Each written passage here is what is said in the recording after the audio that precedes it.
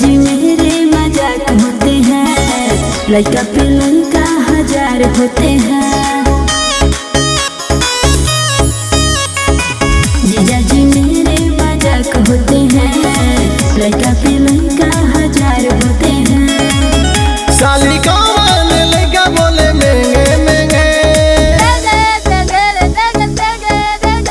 हर तरह माई का माविड़ा वाला चुप। हो तो सवेरे राउत लइका बा बोले ला खाली टेंगे टेंगे टेंगे टेंगे टेंगे टेंगे टेंगे। हो तो सवेरे राउत लइका बा बोले ला खाली टेंगे टेंगे।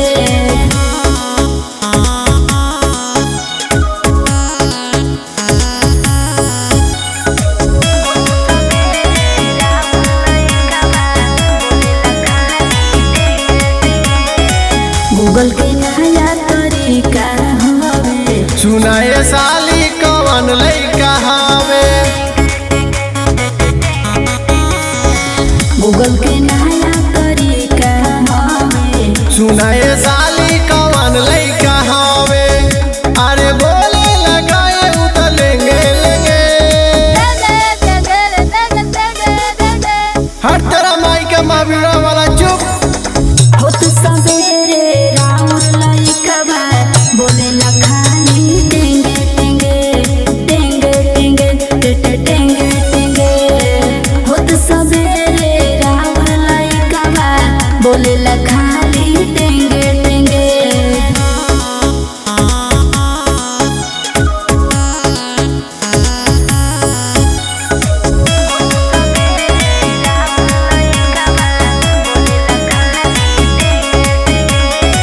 सुना ये सोनू सुधर जानू हो, काहे साली बिगड़ गईलू हो।